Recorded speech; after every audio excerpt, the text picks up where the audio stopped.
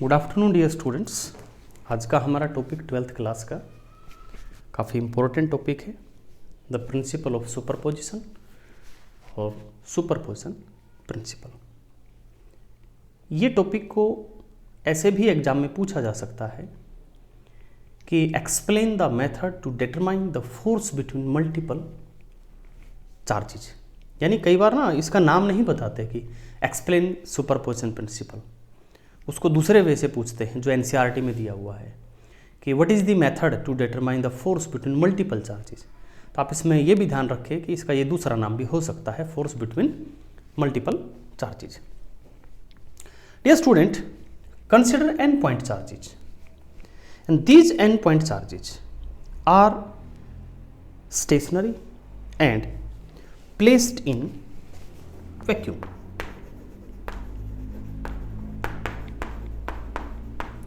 और प्यारे बच्चों, दो पॉइंट चार्ज के बीच में हम फोर्स निकाल सकते हैं बाय यूजिंग कूलॉम्स लॉ। चाहे उसका मैग्नीट्यूड पूछ ले, चाहे उसका डायरेक्शन पूछ ले, by using Coulomb's law in vector form हम डायरेक्शन भी बता सकते हैं। लेकिन in this case we have more than two charges, बहुत सारे चार्ज हैं और उनमें से कोई एक चार्ज हमने सेलेक्ट किया अपनी मर्जी से। तो प्यारे बच्चों, हमने मान लिया कि n चार्जेस हैं तो उनको हम नाम भी दे देते हैं और हमने कह दिया कि वो चार्जेस हैं Q1, Q2, Q3 and Qn। इनमें से हमने Q1 को सेलेक्ट कर लिया अपनी मर्जी से। अगर ये दो होते, बाकी नहीं होते, तो हम कूलॉम्स लॉ लगा सकते थे। लेकिन अभी क्या है कि Q2 के अलावा और भी चार्जेस हैं, हमने Q1 के ऊपर फोर्स पता करना है इन सब के कारण। तो प्यारे बच्चों, अब हम कूलॉम्स लॉ के साथ साथ यूज करेंगे the principle of superposition.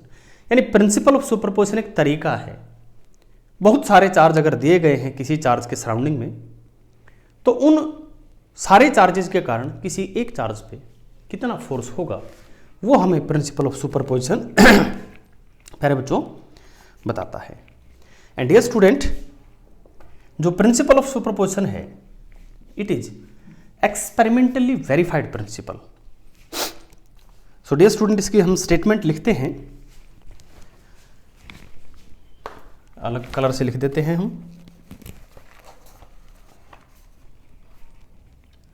The force on any charge due to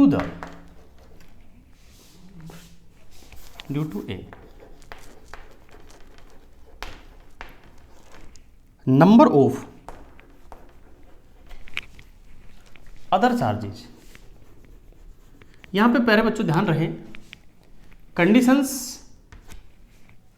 हैं, ऐसा नहीं कि हमने कोई भी चार्ज ले लिया, इसके सराउंडिंग में कोई भी और चार्ज ले लिया।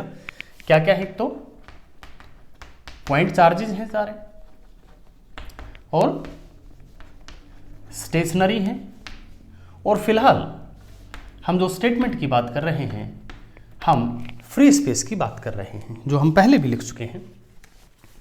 तो ये जो हमने लिखा ना अदर चार्जेस, तो अदर चार्जेस और also obeying these three conditions dear student is the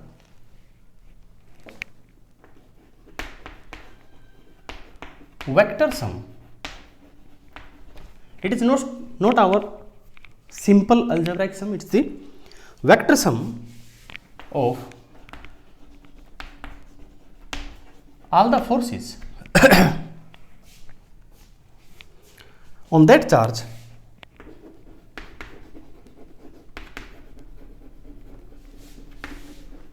due to the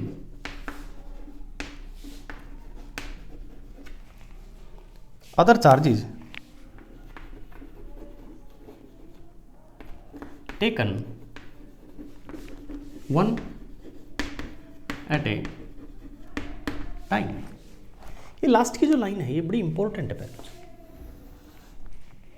यानी एक चार्ज जो आपने सेलेक्ट किया है Q1, इसके ऊपर आप Q2 के कारण फोर्स लगाएंगे, निकालेंगे बाय यूजिंग कूलम्ब्स लॉ, फिर Q3 के कारण निकालेंगे बाय यूजिंग कूलम्ब्स लॉ, फिर Q4, Q5, Qn taken one at a time, यानी Q1 के ऊपर आपने एक एक करके हर एक चार्ज के कारण फोर्स मालूम करना है, और फिर जितने भी फोर्सेस आएंगे उन सब का वेक्टर सम हमने करना है। ये पूरी स्टेटमेंट है सुपरपोजिशन प्रिंसिपल की।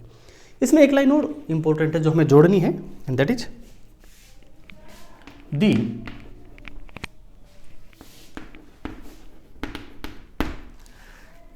Individual forces are, very important line पे है बच्चों, unaffected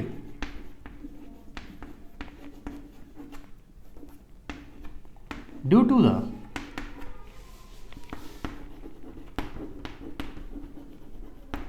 presence of other charges। ये बड़े काम की बात है प्यारे बच्चों। इसका मतलब ये है कि मान लो प्यारे बच्चों आपके पास कोई चार्ज है, ये हमने चार्ज ले लिया यहाँ पे से कैपिटल Q ले लिया मैंने, Q1, क्योंकि हम इन चार्ज की बात अभी नहीं कर रहे हैं, एक जस्ट एग्जांपल ले रहे हैं। यहाँ मैंने चार्ज ले लिया Q2 और यहाँ मैंने चार्ज ले लिया Q3। तो देखिए प्यारे बच्चों, Q1 और Q2 मान लीजिए इन दोनों के बीच में एक फोर्स था 2 न्यूटन रिपल्सिव। ये चार्ज रखने से पहले इन दोनों के बीच में इतना फोर्स था 2 न्यूटन रिपल्सिव ऑन Q1। प्यारे बच्चों आपने फिर क्या किया, इसके पड़ोस में एक चार्ज रख दिया Q3। तब Q3 आएगा तो ऑब्वियस सी बात है इन दोनों के बीच में भी इंटरेक्शन होगा, दोनों के बीच में भी फोर्स होगा, लेकिन इसकी प्रेजेंस से इन दोनों के बीच का जो फोर्स था उस पे कोई फर्क नहीं पड़ेगा, वो 2 न्यूटन रिपल्सिव ही रहेगा। तो लास्ट लाइन का मतलब ये है कि अगर आप इसके पास एक और आप चार्ज रख दें, सपोज Q4 मान लीजिए नेगेटिव रख दिया आपने, अब इनके बीच में फिर से एक फोर्स आएगा, लेकिन ये Q4 आने से इन दोनों के बीच के फोर्स पे, इन दोनों के बीच के फोर्स पे किसी तरह का कोई फर्क नहीं पड़ेगा। ये है एक्चुअल में असली हमारा सुपरपोजिशन प्रिंसिपल का मेन थीम, कि चाहे कितने भी चार्जेज आ जाओ, किन्हीं भी दो पेयर के बीच में जो फोर्स है उनका इलेक्ट्रोस्टैटिक फोर्स, उसके ऊपर प्यारे बच्चों किसी भी तरह का कोई भी प्रभाव नहीं पड़ेगा। अभी इसका जो मैथमेटिकल एक्सप्रेशन है उसे और अच्छे से समझने के लिए हम क्या करते हैं प्यारे बच्चों, हम एक सबसे पहले 3 चार्जेज का हम एग्जाम्पल लेते हैं, फिर उसका जो मैथमेटिकल फॉर्म आएगा उसको हम जनरलाइज कर देंगे n चार्जेज के लिए। तो पहले हम प्यारे बच्चों 3 चार्ज के लिए ही इसको कर लेते हैं,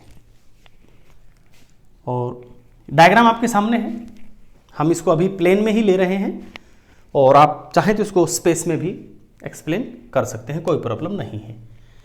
तो डियर स्टूडेंट मैंने 3 चार्जेज लिए हैं, Q1, Q2, Q3।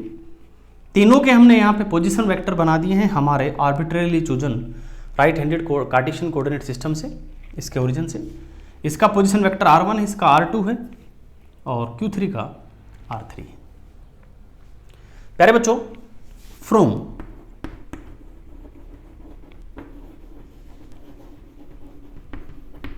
Coulomb's law in vector form, अगर आपने प्यारे बच्चों वो वीडियो देखा है तो आप लिख सकते हैं डायरेक्ट F12। देखिए वहाँ जब वो लेक्चर हमने डिलीवर किया तब भी बताया था और अब भी बता रहे हैं कि इसमें कूलॉम्स लाइन वेक्टर फॉर्म में अगर आपने रटने की कोशिश की तो सीधे सीधे आप उलझेंगे ही उलझेंगे, ठीक है। अगर आपने उसको ढंग से समझा है तो आप लिखते ही समझ गए कि ये क्या है।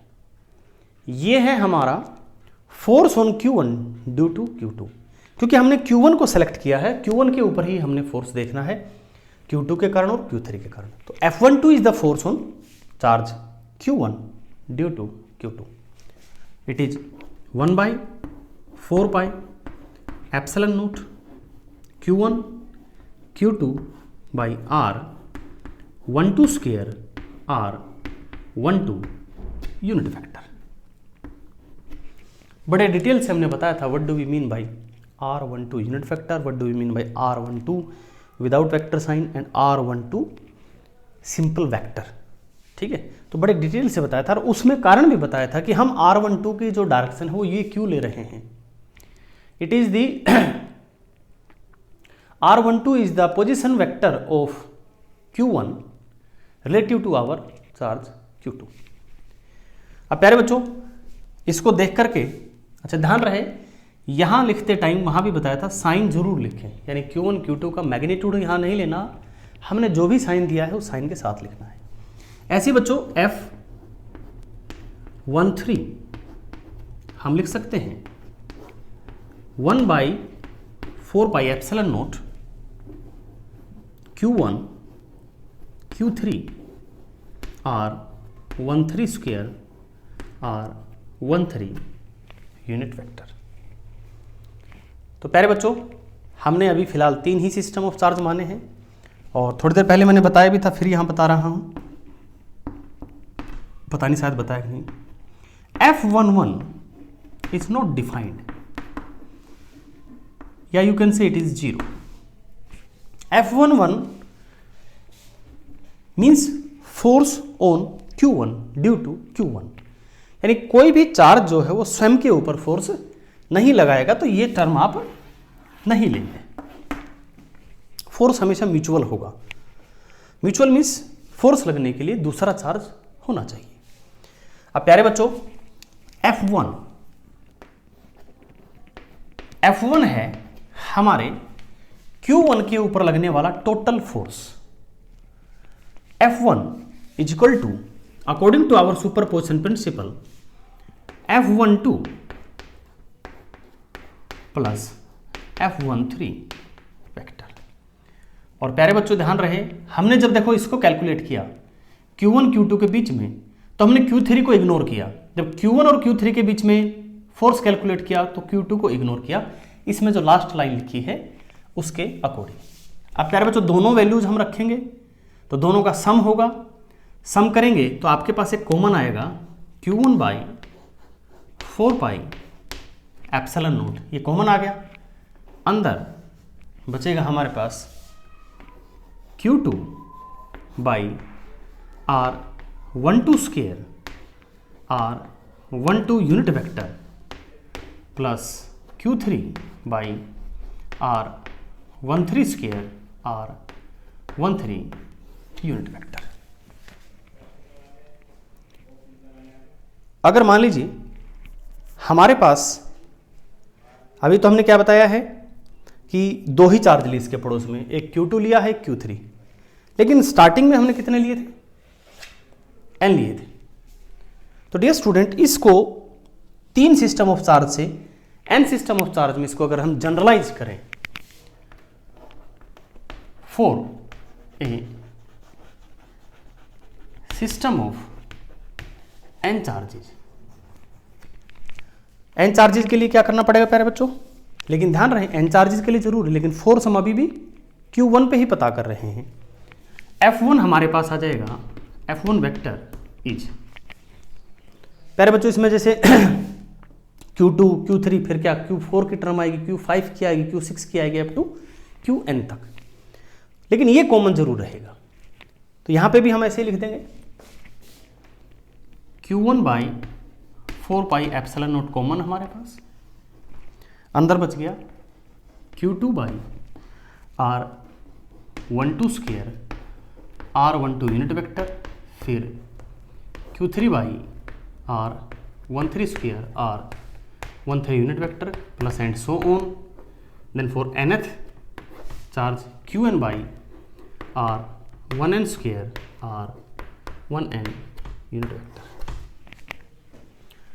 Bye using our standard mathematical notations, जो एक सीरीज है, मान लीजिए कोई ये हमारी, इसमें समेशन हो रहा है, तो इसको हम और कॉम्पैक्ट फॉर्म में लिख सकते हैं, and that is F1 is Q1/4πε0 sigma n from, यहां ध्यान रहे 1 मत करना, 2 करना, 2 to n q। अब यहां वेरी क्या कर रहे हैं, ध्यान से देखो इस एक्सप्रेशन में, अगर आप गौर से देखें प्यारे बच्चों, q के साथ जो सबस्क्रिप्ट है वो वेरी कर रहा है 2 से n तक, तो यहां लगाइए आप i, क्योंकि i यहां आएगा, सॉरी i 2 to n, तो q i। फिर उसके बाद आप देखेंगे इस r12 स्क्वायर में ये आगे वाला जो पहला जो हमारा सबस्क्रिप्ट है इसका वो कांस्टेंट है, 1 ही है लास्ट तक, तो यहां नीचे आ जाएगा r1, लेकिन सेकंड जो सबस्क्रिप्ट है हमारा वो बदल रहा है, 2 3 और n तक गया, तो यहां पे आएगा प्यारे बच्चों आपका i square and then r1i unit vector. ये हमने इसमें ब्रैकेट यहां लगा देते हैं। ये हमारा principal of superposition for n charges. अगर हमें देखो यहां पे हमने सेलेक्ट किया था Q1,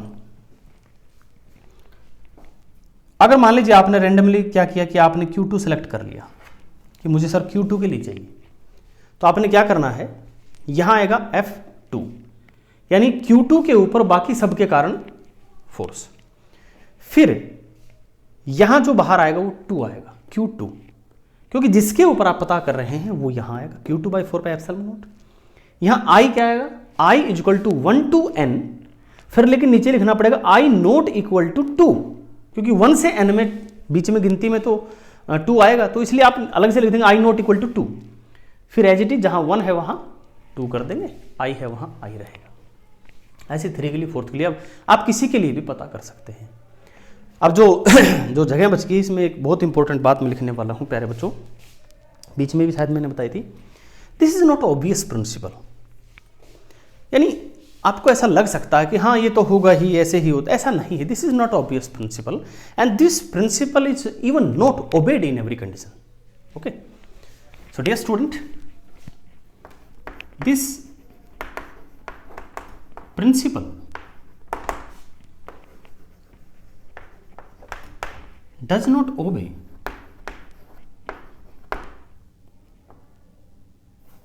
when the forces are extremely large. So it is not an obvious principal.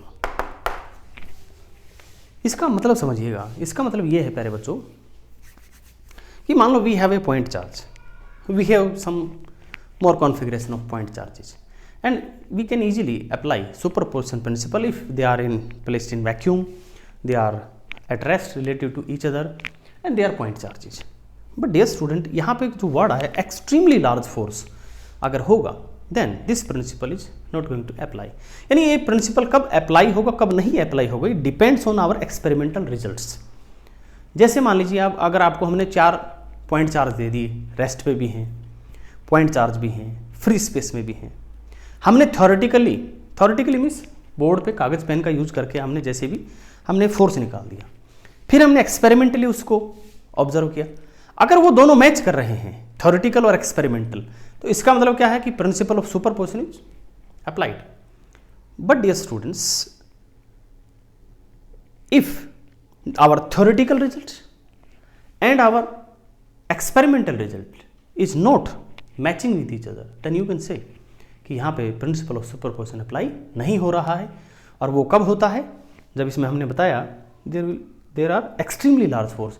Extremely large force कब होता है कि जब मान लीजिए 2 प्रोटॉन्स हैं और and we try to collide them, scattering में ऐसा होता है, 2 प्रोटॉन्स को आप कोलाइड करने की कोशिश करते हैं, तो अगर वो दूर दूर हैं तो प्रिंसिपल ऑफ सुपरपोजिशन ओबे करेंगे। लेकिन अगर आपने उसको कोलाइड करने की कोशिश की, इसका मतलब ये है कि आप उनको बिल्कुल पास पास लेके आ रहे हैं, तो जितना आप उनको पास लेके आएंगे, आपने पढ़ा है कूलॉम्स लॉ में कि force is inversely proportional to square of the distance, and when this distance becomes very very very small, then this force becomes very very very large. In that domain we cannot apply the principle of superposition. तो ये ध्यान रहे, ये this is not obvious principle. आप इसको ऐसे मत समझिए कि हाँ फोर्स है, ग्रेविटेशन फोर्स ने किया है तो ये भी करेगा, ऐसा कोई ज़रूरी नहीं है प्यारे बच्चों। In these conditions it is not going to obey. तो इसकी वैलिडिटी डिपेंड करती है on the verification of your theoretical as well as your experimental results. Thanks for watching the video बच्चों।